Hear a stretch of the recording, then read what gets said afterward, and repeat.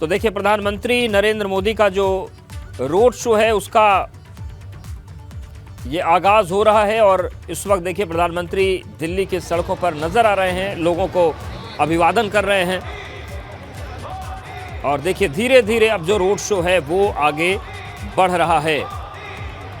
तो मोदी मोदी के नारे लग रहे हैं, फूलों की वर्षा हो रही है उस योजना को और जो 24 का चक्रवर्ती प्लान है, निश्चित तौर से सबसे बड़ा चेहरा जो इस वक्त है सत्ताधारी दल बीजेपी के पास वो प्रधानमंत्री नरेंद्र मोदी का ही है। और जैसा कि अविनाश अभी बता भी रहे थे कि नेहरू जी के चेहरे पर ही 3 बार कांग्रेस चुनाव जीती थी, उसके बाद ये रिकॉर्ड कोई दोबारा दोहरा नहीं पाया। लेकिन भाजपा का प्रयास है कि एक बार फिर से प्रचंड बहुमत के साथ सरकार बनाई जाए, चुनाव को जीता जाए और निश्चित तौर से प्रधानमंत्री नरेंद्र मोदी से बड़ा चेहरा कोई इस वक्त है नहीं। बीजेपी में खास तौर से विपक्ष में भी कोई ऐसा चेहरा दिखता नहीं जो उनको टक्कर दे सके। तो ये तस्वीरें हम आपको दिखा रहे हैं, सीधी तस्वीरें दिल्ली से हैं जहां पर प्रधानमंत्री नरेंद्र मोदी का रोड शो इस वक्त चल रहा है कड़ी सुरक्षा व्यवस्था के बीच। और आप देखिए किस तरीके से फूलों की बारिश हो रही है और ये जो पूरा काफिला है ये आगे बढ़ रहा है और आप देखिए प्रधानमंत्री इस वक्त लोगों का अभिवादन स्वीकार करते हुए, उनका अभिवादन करते हुए आगे बढ़ रहे हैं। और धीरे धीरे अब आप देखिए सड़कों पर हुजूम देखिए किस तरीके से बड़ी संख्या में लोग सड़कों पर मौजूद हैं और ये काफिला धीरे धीरे आगे बढ़ रहा है और थोड़ी देर में ये एनडीएमसी कन्वेंशन सेंटर पहुंच जाएगा। तस्वीर हम दिखाई रहे हैं। अविनाश, जो रोड शो है लगभग प्रधानमंत्री का कितने बजे एनडीएमसी कन्वेंशन सेंटर पहुंचने का कार्यक्रम है, क्योंकि रोड शो तो अब आगे बढ़ रहा है, धीरे धीरे काफिला आगे निकल रहा है। क्या उद्देश्य अगर बात करें तो रोड शो की दूरी बेहद छोटी है लेकिन संदेश बड़ा देने की कोशिश है। 600 मीटर की ये दूरी है रोड शो की। संदेश केवल एक ही देने का है कि किस तरीके से प्रधानमंत्री नरेंद्र मोदी लगातार राष्ट्र की सेवा में समर्पित है, चाहे वो गुजरात के मुख्यमंत्री के तौर पर रहा हो या फिर बीते 8 वर्षों से प्रधानमंत्री के रूप में रहा हो। तो उन्होंने जिस तरीके से देश के लिए तमाम तरह कार्य किए हैं, देश के लिए और उसके साथ साथ भारतीय जनता पार्टी के लिए, पार्टी को आगे बढ़ाने का लगातार कार्य कर रहे हैं और कई राज्यों में उन्होंने कमल खिलाने का कार्य किया। तो एक अभिवादन देने की कोशिश है दिल्ली भारतीय जनता पार्टी रमेश दौर से। अभी कड़ी अगर बात करें छोड़ तो हाईली प्रधानमंत्री ने भी रोड शो एक छोटा रोड शो निर्णय किया गया 600 मीटर के वो प्रधानमंत्री का अभिवादन। बिल्कुल, तो रोड शो भले ही छोटा है लेकिन संदेश बड़ा है। देखिए अविनाश, ये तस्वीरें दिखा भी रहे हैं, बड़ी संख्या में सड़क के दोनों तरफ लोगों का हुजूम उमड़ा हुआ है और धीरे धीरे ये काफिला आगे बढ़ रहा है। आप देखिए किस तरीके से भाजपा के झंडे लेकर लोग खड़े हैं और साथ ही साथ दूसरी तस्वीर हम आपको वहां की दिखा रहे थे जहां पर ये पूरा कार्यक्रम चल रहा है। देखिए प्रधानमंत्री नरेंद्र मोदी लोगों का अभिवादन स्वीकार करते हुए आगे बढ़ रहे हैं और ये आप देखिए, और जहां पर रोड शो होना है वहां पर छोटे छोटे मंच बनाए गए हैं, अलग अलग सांस्कृतिक कार्यक्रम भी हो रहे हैं, अलग अलग राज्यों की झलक भी देखने को मिल रही है सांस्कृतिक विरासत के तौर पर। और कुछ ऐसी तस्वीर वाराणसी में आखिरी चरण के चुनाव के पहले जो रोड शो हुआ था वहां पर भी देखी थी, भारी हुजूम था। हालांकि बहुत बड़ा रोड शो था, दोपहर से लेकर रात तक चला था और वहां भी छोटे छोटे मंच बनाए गए थे जगह जगह पर और वहां भी लगातार लोग जो थे वो सांस्कृतिक कार्यक्रमों में हिस्सा ले रहे थे। अनेक राज्यों से सांस्कृतिक कार्यक्रम वाले कार्यकर्ता पहुंचे थे और आप देखिए पूरा एक लंबा काफिला, सुरक्षा व्यवस्था कड़ी है और धीरे धीरे ये काफिला एनडीएमसी कन्वेंशन सेंटर की तरफ बढ़ रहा है। अविनाश, ये तस्वीरें भी हम दिखा रहे हैं और आज जब प्रधानमंत्री पहुंचेंगे उसके बाद क्या क्या कार्यक्रम प्रस्तावित है, क्या क्या होगा बैठक में?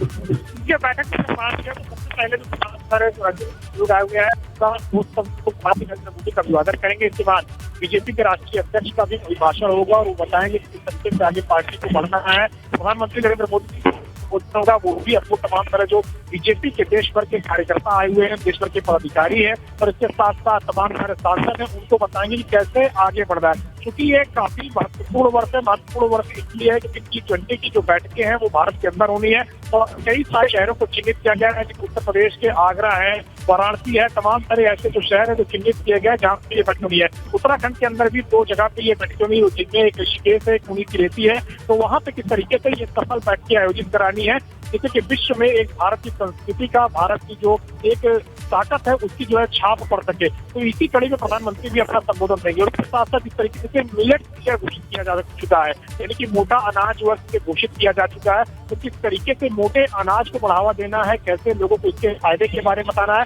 जिससे कि जो भारतीय परंपरा रही है, भारतीय संस्कृति रही है कि पुराने वक्त में मोटा अनाज खाया करते थे और मोटे अनाज के फायदे के बारे में बताया जाएगा कि किस तरीके से इसको जनता के बीच में पहुंचाना है और इसको प्रचारित करना, जिससे कि किसान भी लाभान्वित हो सके। उसके बाद जो सबसे महत्वपूर्ण है कि 9 राज्यों में इस वर्ष चुनाव होने हैं, जिनमें कई सारे ऐसे राज्य हैं जहाँ भारतीय जनता पार्टी सत्तारूढ़ है। उनमें से त्रिपुरा है, कर्नाटका है, मध्य प्रदेश है, यहाँ पे भारतीय जनता पार्टी की सत्ता है और कई ऐसे राज्य हैं जहाँ पे बीजेपी की सत्ता नहीं है। तो वहाँ पे कैसे सत्ता पुनः अर्जित की जा सके, इसको लेकर के यहाँ पे मंथन होगा और इसको लेकर के रणनीति तैयार होगी। और जो सबसे बड़ा लक्ष्य है वो लक्ष्य है 2024 का। तो 2024 के लक्ष्य में कई सारे ऐसे राज्य हैं जहाँ पे 100% सीट जीतने का लक्ष्य रखा गया, जिनमें उत्तर प्रदेश सबसे प्रमुख स्थान रखता है। क्योंकि कहा जाता है हमेशा कि दिल्ली का जो रास्ता है वो उत्तर प्रदेश से होकर जाता है, यानी कि लखनऊ से होकर जाता है। और ऐसे में बीजेपी ने जो लक्ष्य रखा है 80 में से 80 सीट जीतने का, उससे कैसे साधा जा सके, उसे कैसे पूरा किया जा सके, इसको लेकर के भी यहाँ पे मंथन होगा। क्योंकि आप याद करिए 2014 का जब लोकसभा चुनाव हुआ था तो उस वक्त भारतीय जनता पार्टी ने योगी अपने दल के साथ मिलकर उत्तर प्रदेश के अंदर 73 सीटें जीती थी और वो उसका सबसे सर्वोत्तम परफॉर्मेंस रहा था।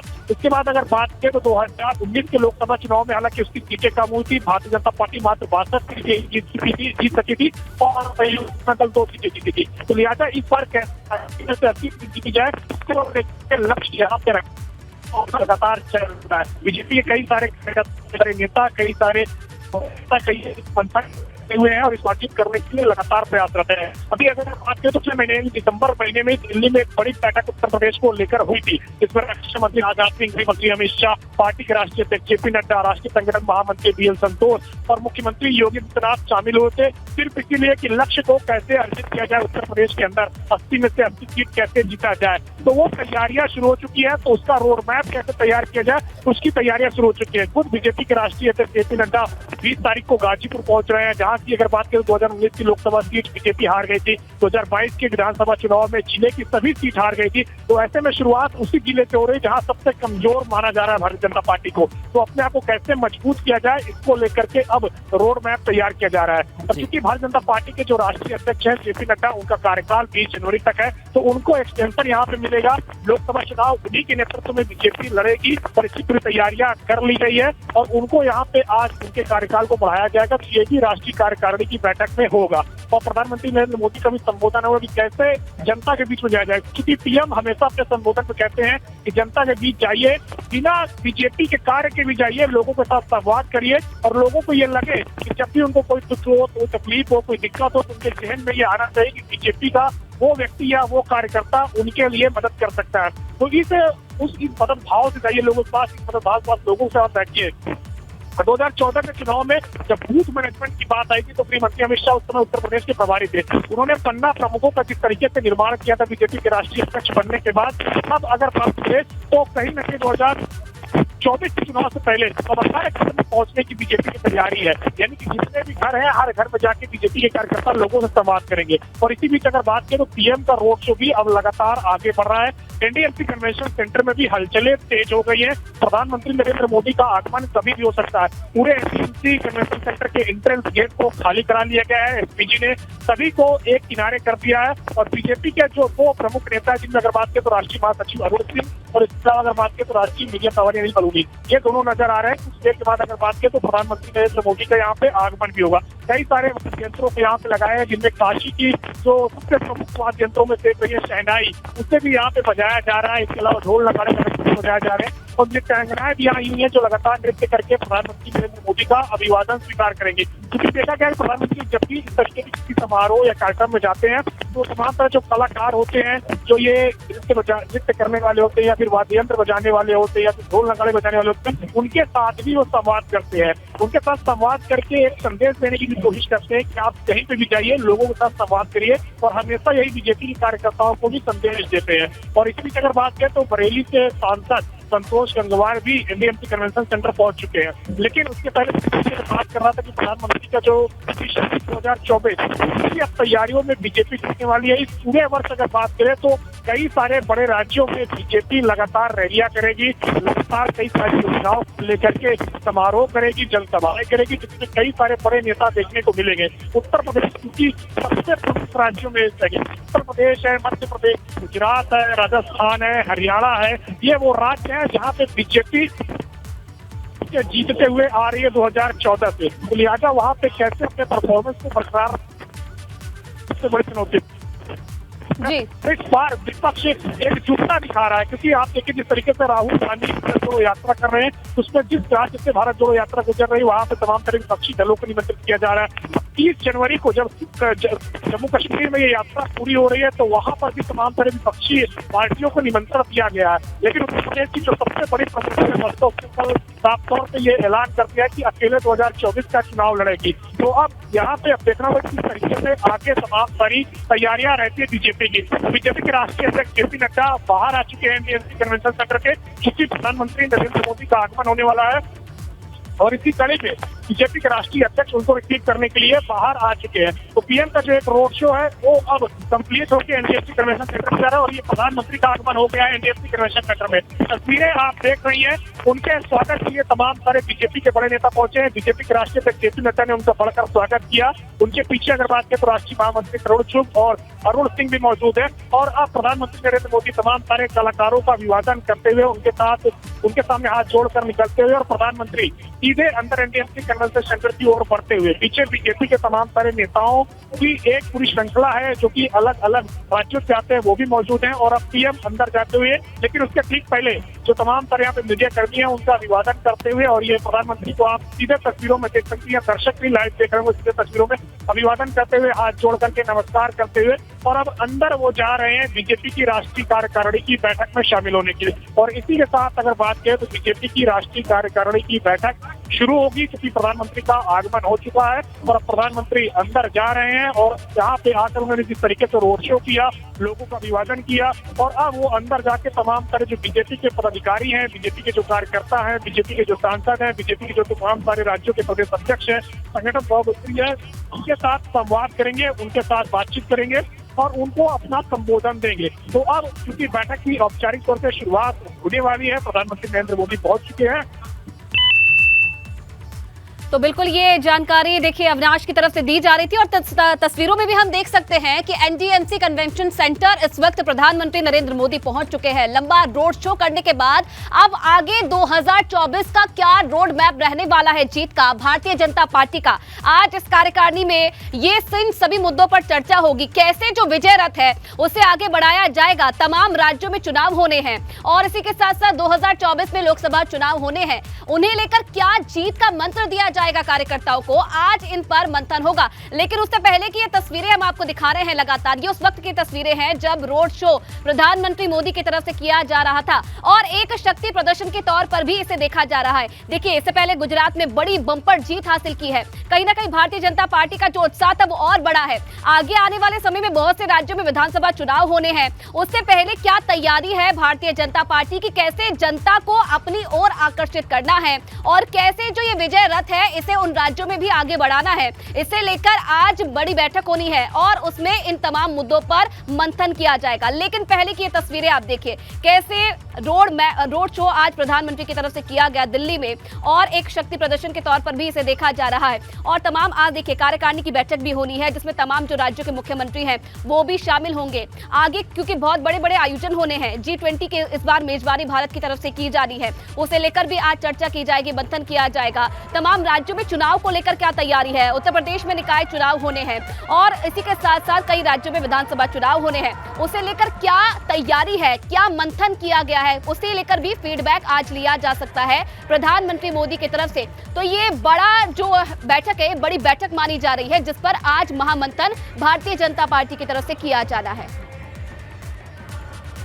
दिल्ली में आज भाजपा की राष्ट्रीय कार्यकारिणी की बैठक होने वाली है। प्रधानमंत्री नरेंद्र मोदी खुद इस बैठक में शामिल होने के लिए पहुंच चुके हैं। तस्वीरें आपने देखी कैसे रोड शो करते हुए प्रधानमंत्री Narendra Modi NDMC convention centre पहुंच चुके हैं और यहां पर कार्यकारिणी की बैठक होगी, जिसमें गृह मंत्री अमित शाह समेत तमाम जो बीजेपी के शीर्ष नेतृत्व हैं वो इस बैठक में शामिल होंगे। इसी के साथ साथ उत्तर प्रदेश के सीएम योगी आदित्यनाथ और उत्तराखंड के मुख्यमंत्री पुष्कर सिंह धामी भी बैठक में हिस्सा लेने दिल्ली पहुंच चुके हैं। तो ये दो तस्वीरें आप उस वक्त की देख रहे हैं जब प्रधानमंत्री की तरफ से रोड शो आज किया गया दिल्ली में, और दूसरी तस्वीर में आप देख सकते हैं कन्वेंशन सेंटर की ये तस्वीर है जहां पर आज भाजपा की तरफ से आगे आने वाले समय के लिए महामंथन किया जाएगा और इसमें शामिल होने के लिए उत्तर प्रदेश के सीएम योगी आदित्यनाथ भी पहुंच चुके हैं। इन तस्वीरों में आप देख सकते हैं मुख्यमंत्री योगी आदित्यनाथ पहुंच चुके हैं और साथ ही साथ उत्तराखंड के मुख्यमंत्री पुष्कर सिंह धामी भी आज इस बैठक में शामिल होने के लिए पहुंचे हैं। 2024 का क्या रोड मैप रहने वाला है भारतीय जनता पार्टी का, क्योंकि समय कम है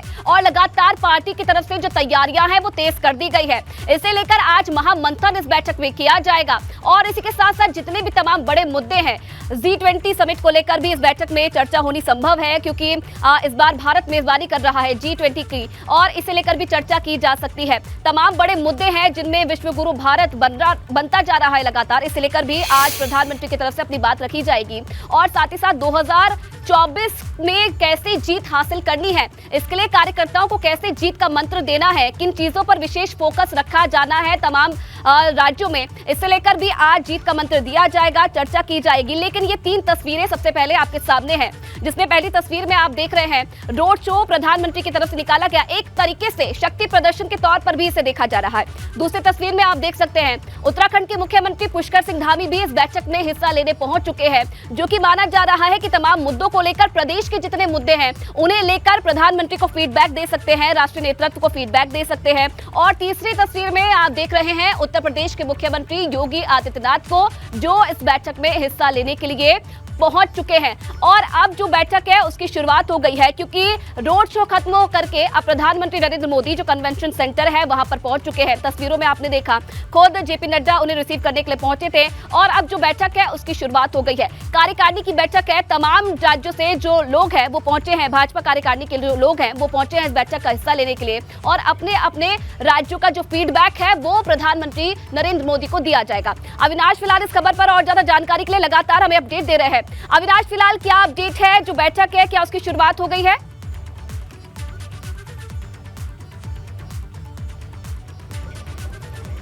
चलिए अविनाश से जुड़ने की कोशिश करेंगे, लगातार अविनाश भी वहां से हमें अपडेट देते जा रहे हैं। लेकिन उससे पहले की तमाम तस्वीरें हम आपको दिखा रहे हैं किस तरीके से भारतीय जनता पार्टी का क्या रोड मैप रहने वाला है 2024 के लिए और तमाम जिन राज्यों में अब विधानसभा चुनाव होने हैं कुछ ही दिनों में, वहां के लिए जीत का क्या मंत्र है, जीत की वहां पर क्या तैयारी है, क्योंकि राजस्थान और कई ऐसे राज्य हैं जिनमें इस बार विधानसभा चुनाव होने हैं 2023 में और उसके लिए क्या तैयारी है भारतीय जनता पार्टी की। जो विजय रथ गुजरात से शुरू हुआ था उस विजय रथ को इन राज्यों में कैसे लेकर जाना है, कैसे जनता से जुड़ना है, कैसे जनता के जो मुद्दे हैं उन्हें उठाना है, कौन कौन सी ऐसी प्रमुख चीजें हैं जिन पर विशेष तौर पर जो प्रमुख विषय हैं उन पर ध्यान देना है। इस बैठक में आज इन सभी चीजों पर मंथन किया जाएगा। खुद प्रधानमंत्री जब इस बैठक में मौजूद रहने वाले हैं तो उन्हें भी इन सब चीजों के बारे में जो फीडबैक है वो दिया जाएगा। और देखिए सभी राज्यों के जो मुख्यमंत्री हैं, भाजपा शासित जो प्रदेश है उनके मुख्यमंत्री भी इस बैठक में पहुंचे हैं, अपने अपने राज्यों का फीडबैक दिया जाएगा। और माना जा रहा है कि पुष्कर सिंह धामी उत्तराखंड के मुख्यमंत्री जब पहुंचे हैं तो जोशीमठ को लेकर भी बात हो सकती है।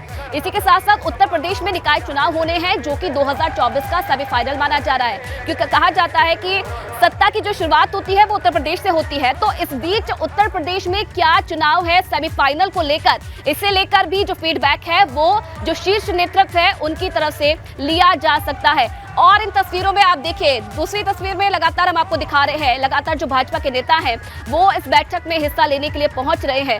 जो सिलसिला है वो लगातार जारी है। और तस्वीर में आप देख सकते हैं किरण रिजिजू को आप देख रहे हैं तस्वीरों में, वो भी इस बैठक का हिस्सा लेने के लिए इसमें शामिल होने के लिए पहुंच चुके हैं। और अविनाश एक बार फिर से हमारे साथ जुड़ गए हैं। अविनाश, क्या अपडेट है? बैठक की शुरुआत हो गई है, क्या जानकारी मिल रही है आपको वहां से? प्रधानमंत्री ने बीजेपी के जो नेता है यहाँ पे जो मौजूद है, राष्ट्रीय कार्यकारिणी के जो सदस्य हैं, उन्होंने प्रधानमंत्री नरेंद्र मोदी का अभिवादन किया। और अगर अब बात करें तो बीजेपी के राष्ट्रीय अध्यक्ष जेपी नड्डा का कुछ देर में संबोधन होगा, उसके बाद प्रधानमंत्री नरेंद्र मोदी का भी संबोधन। राष्ट्रीय कार्यकारिणी के जो एजेंडे है बैठक है उसको लेकर की जाएगी, इसके अलावा घोषित किया गया इसको लेकर चर्चा की जाएगी और आगामी जो लोकसभा चुनाव है उसको लेकर भी चर्चा की जाएगी और जिन राज्यों में इस वक्त विधानसभा चुनाव है उसको लेकर भी चर्चा की जाएगी। एक सबसे महत्वपूर्ण खास बात है कि आज जो राष्ट्रीय कार्यकारिणी की बैठक हो रही है, इसमें प्रधानमंत्री नरेंद्र मोदी के जो पसंदीदा व्यंजन है, जो खासतौर से मिलेट से बनते हैं, उसको भी यहाँ पे रखा गया है। जिनमें अगर बात करें तो मोटे तौर पे अनाज बनते, जिसमें दाल खिचड़ी है, घी है, सेव टमाटर की सब्जी है, मारवाड़ी पुलाव है, इसके अलावा आलू मेथी सब्जी है, रवा मसाला डोसा, तो ये तमाम तरह के व्यंजन है जो और चलिए अविनाश, लगातार आप बने रहिएगा हमारे साथ, आपके पास लौटूंगी। अंकित गुप्ता इस वक्त सीधा हमारे साथ जुड़े हुए हैं, उनसे भी अपडेट ले लेते हैं। अंकित, क्या बैठक की शुरुआत हो चुकी है? और अगर इससे पहले रोड शो को देखा जाए प्रधानमंत्री को, तो क्या ये ऐसे सोचा जाए कि एक शक्ति प्रदर्शन करने की भी ये तैयारी है, शक्ति प्रदर्शन करके दिखाया जा रहा है कि 2024 के लिए भारतीय जनता पार्टी पूरी तरीके से तैयार है?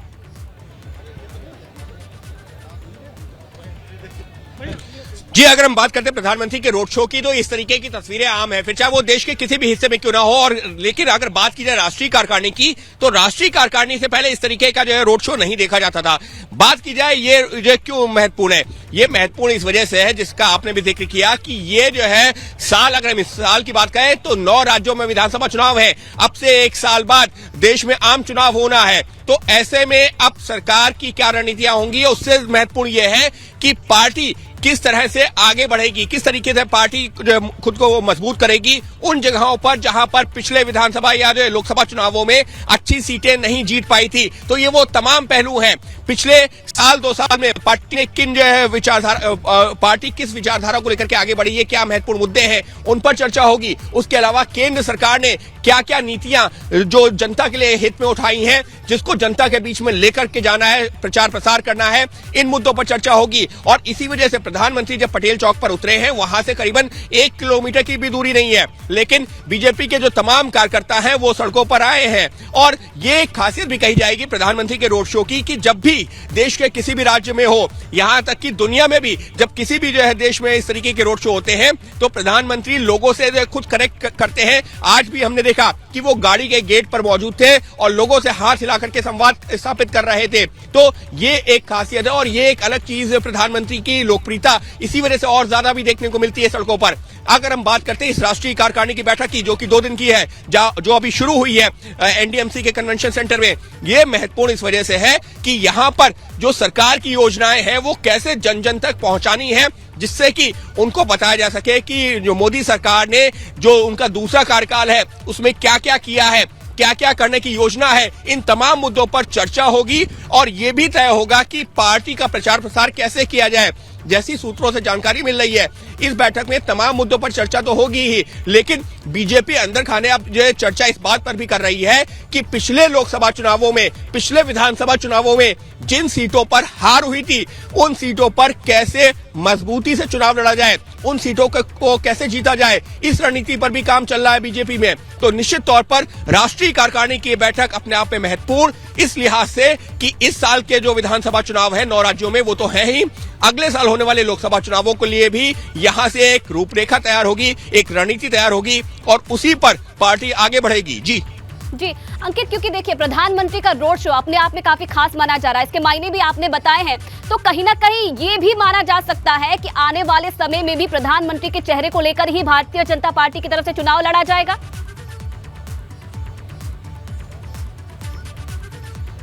देखिए, इसमें कोई दो राय नहीं है। पार्टी जो है, सिर्फ ऐसा नहीं है लोकसभा चुनाव, अगर हम जो है बात करें जो विधानसभा चुनाव होते हैं उनकी बात करें, यहां तक कि छोटे छोटे चुनावों की भी बात करें, तो सबसे बड़ा चेहरा है प्रधानमंत्री नरेंद्र मोदी का। और ये बीजेपी का हर नेता को पता है, पूरी पार्टी को पता है। और ऐसे में 2024 का चुनाव तो प्रधानमंत्री नरेंद्र मोदी के चेहरे पर होगा ही। लेकिन प्रधानमंत्री जो अपने जो मंत्रियों से कहते हैं कि अगर वो जनता के बीच जा रहे हैं तो वो ये बताएं कि अगर बीजेपी को वोट किया जाए तो क्यों किया जाए, अगर सरकार की वापसी हो तो क्यों हो। तो वो तमाम चीजें हैं और इसके लिए बाकायदा जनता के बीच में रिपोर्ट कार्ड पेश किया जाए, इस बात का जिक्र प्रधानमंत्री लगातार करते हैं। इसी वजह से हमने देखा है जब प्रधानमंत्री की चुनावी सभाएं होती हैं खास तौर पर, तो वहां पर वो ये भी बताते जाकर के कि आपके लिए क्या किया गया और क्या किया जाना अभी जरूरी है। तो ये वो तमाम मुद्दे रहते हैं। और इसी वजह से अगर हम जो अभी कुछ दिनों पहले पार्लियामेंट्री बोर्ड की बैठक हुई, वहां पर भी इन चीजों पर चर्चा की गई।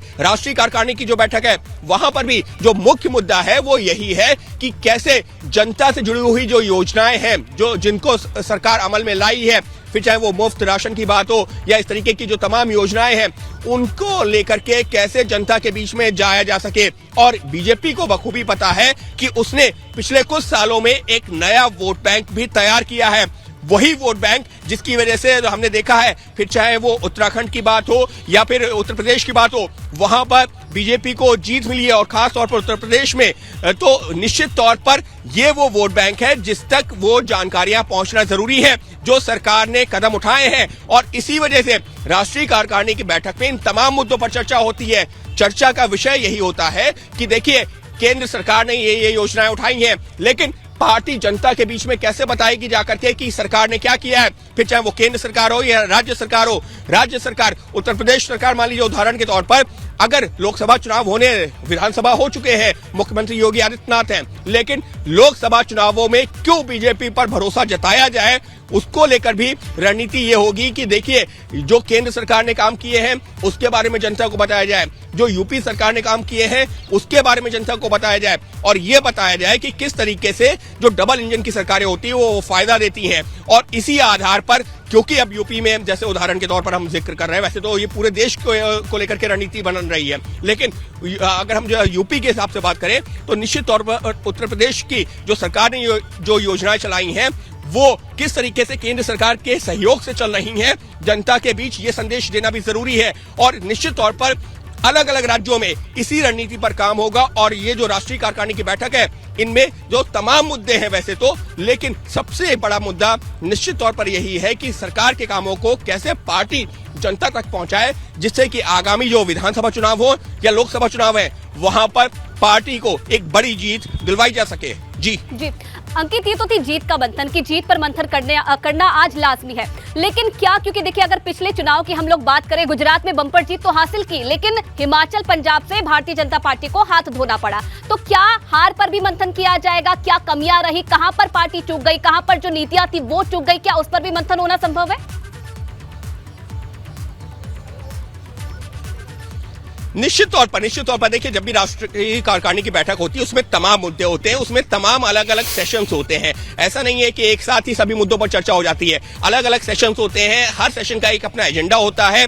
ऐसा नहीं है कि प्रधानमंत्री लगातार यहाँ पर आएंगे। प्रधानमंत्री अभी जो ओपनिंग सेशन में आए हैं और उसके बाद में जो है जो तमाम पार्टी के नेता हैं, फिर चाहे वो राष्ट्रीय अध्यक्ष हो, अलग अलग जो प्रदेशों के प्रभारी हैं या फिर मुख्यमंत्री हैं, वो सब यहाँ पर मौजूद रहेंगे लगातार। और उन तमाम मुद्दों पर चर्चा होगी। जिस बात का आपने जिक्र किया, हिमाचल में हार हुई तो क्यों हुई, इसके क्या कारण रहे, या फिर पंजाब में हार हुई, या आगामी जो अभी जो चुनाव है, फिर चाहे वो राजस्थान का हो, मध्य प्रदेश का हो, नॉर्थ ईस्ट के राज्यों का हो, कर्नाटक का जो चुनाव अगले 2-3 महीने में हो सकता है, तो ये वो तमाम राज्य हैं, उनमें किस तरीके से जो पार्टी को लेकर के आगे बढ़ना है, जो कमियां हिमाचल में रही हैं उनको कैसे दूर किया जाए, जो कमियां पंजाब में रही हैं उनको कैसे दूर किया जाए। तो ये तमाम मुद्दे हैं, लेकिन सबसे बड़ा मुद्दा यही है कि केंद्र सरकार की जो योजनाएं हैं उनको कैसे जनता के बीच में लेकर के जाना है, कैसे जनता को ये बताना है कि ये देखिए, मोदी सरकार का दूसरा कार्यकाल भले ही हो, लेकिन पिछले 9 सालों में क्या कुछ किया है जनता के लिए, आपके लिए। ये काम है पार्टी का, पार्टी के नेताओं का, पार्टी के कार्यकर्ताओं का।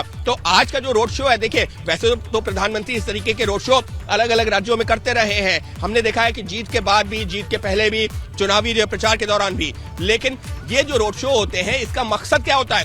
मकसद ये होता है कार्यकर्ताओं में जोश भरना। और ऐसे में बात की जाए दिल्ली का रोड शो, तो दिल्ली के रोड शो को ऐसे भी हम देख सकते हैं कि अगले साल जो है लोकसभा के चुनाव होने हैं, पिछली बार 2014 की बात हो या 19 की बात हो, दिल्ली में 7 सांसद बीजेपी के रहे हैं।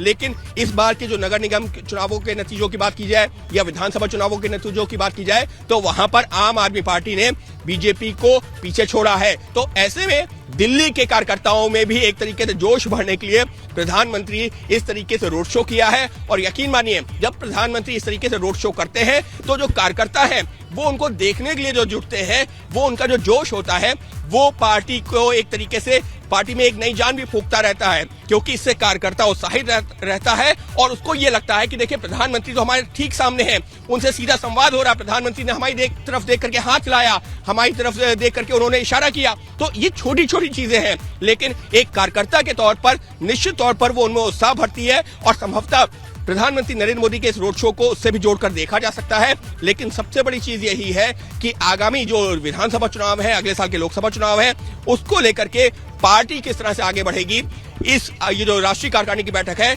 इन मुद्दों पर चर्चा होगी और उसी आधार पर रणनीति बनाई जाएगी। जी, क्या ये भी संभव है अंकित, क्योंकि महाबैठक है, महामंथन किया जाएगा, बड़ी बैठक है, प्रधानमंत्री जब खुद इसमें शामिल हो रहे हैं तो हम अंदाजा लगा सकते हैं कि कितनी बड़ी ये बैठक है। क्या ये माना जाए कि बैठक के बाद जो जीत का मंत्र दिया जाएगा, उसके बाद तमाम जो इकाइयां हैं जो तमाम राज्यों में मौजूद हैं, उनमें भी बदलाव किया जा सकता है बैठक के बाद?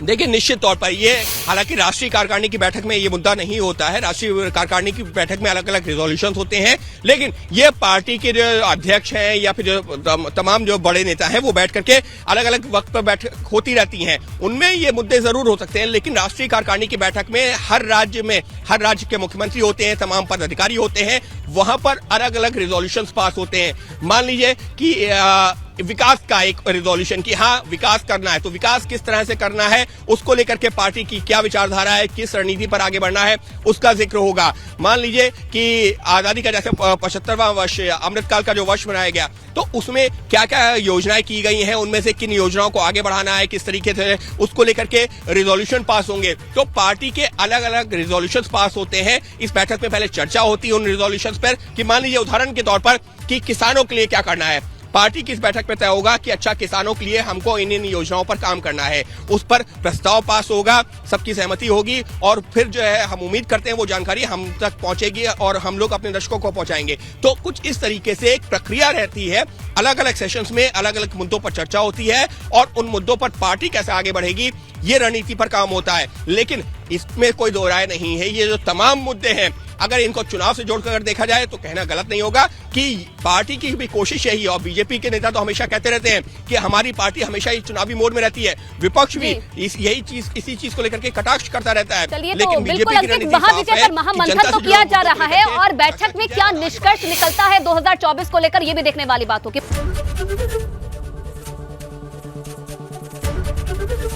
एबीपी गंगा, खबर आपकी, जुबान आपकी।